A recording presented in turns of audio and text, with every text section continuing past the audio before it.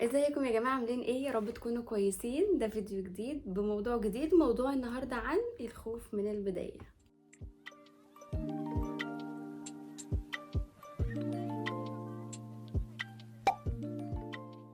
ليه بنخاف نبدا؟ عمركم سالتوا نفسكم يا جماعه هل احنا بنخاف من البدايه نفسها ولا بنخاف من النتيجه اللي بعدها؟ اعتقد هو ده اللي بيخلينا ناخد خطوه لورا، ويبدا بقى العقل يديني مبررات زي لا انا مش جاهز دلوقتي، اصل انا ما عنديش امكانيات كفايه، اصل الناس اللي في نفس المجال دي في حته تانية خالص، طبيعي يبقوا في حته تانية.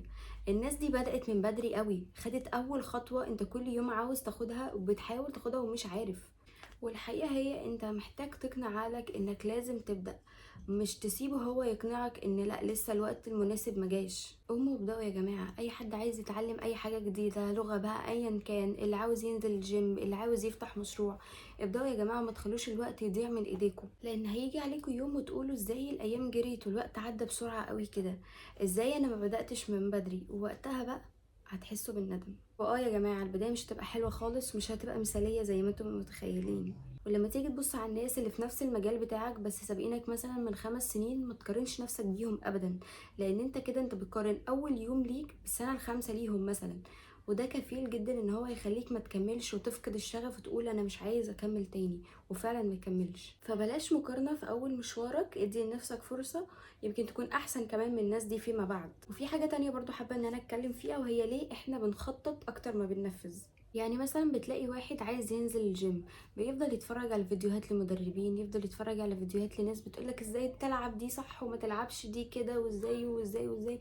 حد تاني برضو نفس الكلام عايز يتعلم لغة، بيفضل يتفرج على فيديوهات كتير للغة، ويفضل يحاول يشوف هو مستوى كام ويعمل سيف للفيديو عشان يرجع له، ومش بيرجع له في الاخر طبعا. بنفضل نخطط كتير قوي لكن مش بننفذ.